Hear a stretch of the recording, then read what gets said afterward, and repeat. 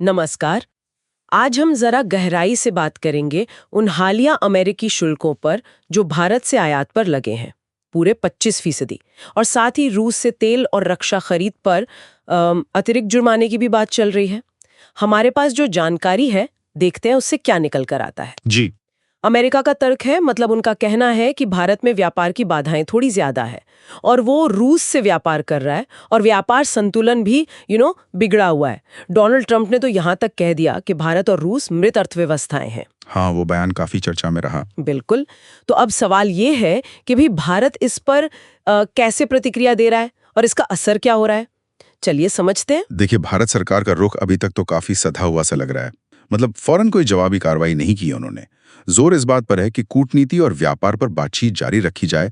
अधिकारियों ने भरोसा दिलाया है कि भाई राष्ट्रीय हितों की रक्षा तो की ही जाएगी। अच्छा। विदेश मंत्रालय ने भी कहा कि उन्होंने अमेरिकी कदमों का संज्ञान लिया है और उम्मीद जताई कि बातचीत के रास्ते खुले रहेंगे। हाँ, ये तो स्टैंडर्ड डिप्लोमेटिक भाषा है। जी। और इसके अलावा वाणिज्य मंत्री पीयूष गोयल ने भी संसद में आश्वासन दिया है। कहा है कि सरकार किसानों, मजदूरों, एमएसएमईज यानी छोटे और मंझोले उद्योगों और निर्यातकों के हितों का पूरा ध्यान रखेगी। और व्यापार समझौते की बात? हाँ, एक निष्पक्ष व्यापार समझौते की कोशिश भी जारी है और सुनने में ये भी आया है कि निर्यातकों की मदद के लिए कोई 20,000 करोड़ रुपए का पैकेज। ओहो। हाँ, और ब्रांड इंडिया को दुनिया भर में मजबूत करने पर भी काम हो रहा है। अच्छा, पर ये सब तो ठीक है, लेकिन आर्थिक असर वो तो तुरंत दिखने लगा होगा ना? बिल्कुल बिल्कुल। भारतीय बाजार पर असर तो तेजी से हुआ है। रुपया अपने रिकॉर्ड निचले स्तर के करीब पहुंच गया था, लगभग 87 रुपए 65 से 88 रुपए प्रति डॉलर के आसपास। 88 रुपए? जी। और विश्लेषक कह रहे हैं कि अगर रिजर्व बैंक दखल नहीं देता तो ये और नीचे जा सकता है। 88 रुपए प्रति डॉलर, ये तो सचमुच चिंताजनक गिरावट है। और इसका असर सिर्फ रुपए तक ही तो सीमित नहीं होगा, है ना? नहीं, बिल्कुल नहीं।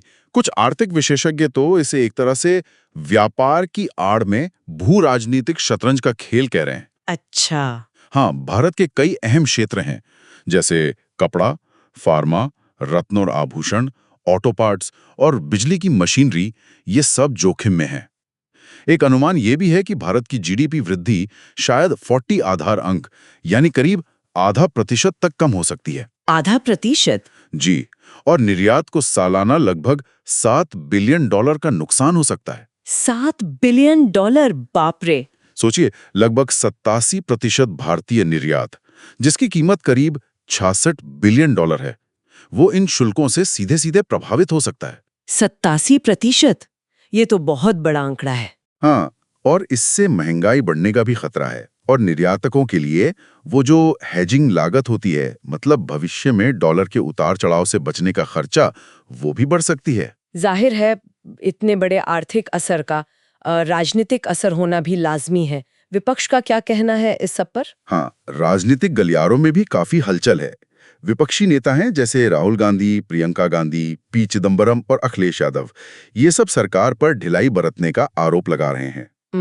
राहुल गांधी ने तो ट्रंप की वो मृत अर्थव्यवस्था वाली टिप्पणी को ही दोहरा दिया और मजबूत कदम उठाने की मांग की है। और पी चिदम्बरम, उनका क्या तर्क था? चिदम्बरम ने इन शुल्कों और जुर्मानों को बड़ा झटका बताया है और कहा कि ये विश्व व्यापार संगठन यानी WTO के नियमों का सीधा उल्लंघन है। अच्छा। दूसरी तरफ वो स्वदेशी जागरण मंच है, SJM। हाँ, RSS से जुड़ा हुआ। जी, वो भी चिंता जता रहे हैं। उनका कहना है कि भारत को दबाव में आकर खाद्य सुरक्षा या घरेलू उद्योगों से समझौता नहीं करना चाहिए। उनकी चिंता थोड़ी आर्थिक राष्ट्रवाद वाली है। तो ये तो एक तरह से दो धारी तलवार हो गई। एक तरफ WTO नियमों का उल्लंघन बता रहे हैं, दूसरी तरफ घरेलू उद्योगों की चिंता। कोई और नजरिया भी है क्या इस पर? हाँ, एक दिलचस्प पहलू ये भी है। कुछ विशेषज्ञ हैं, जैसे पूर्व RBI डिप्टी गवर्नर वायरल आचार्य और जाने माने टिप्पणीकार शेखर गुप्ता, वो इसे भारत के लिए एक अवसर की तरह देख रहे हैं। अवसर? कैसे? उनका मानना है कि ये जो अमेरिकी दबाव है, ये शायद भारत को जरूरी आर्थिक सुधार करने के लिए प्रेरित कर सकता है। मतलब प्रतिस्पर्धा बढ़ाने और अपनी अर्थव्यवस्था को आधुनिक बनाने के लिए। अच्छा, ये भी एक सोचने का तरीका है। हाँ, लेकिन उन्होंने ये भी जोड़ा है कि अगर बातचीत विफल होती है तो जोखिम तो बना ही रहेगा। आपने ये सारे पहलू बताए, सरकार का सधा हुआ रुख, आर्थिक असर, अलग अलग राजनीतिक और विशेषज्ञ राय, इन सबको मिलाकर देखें तो आगे क्या तस्वीर बनती दिख रही है, क्या लग रहा है? देखिए, फिलहाल तो भारत द्विपक्षीय बातचीत जारी रखने की तैयारी में है।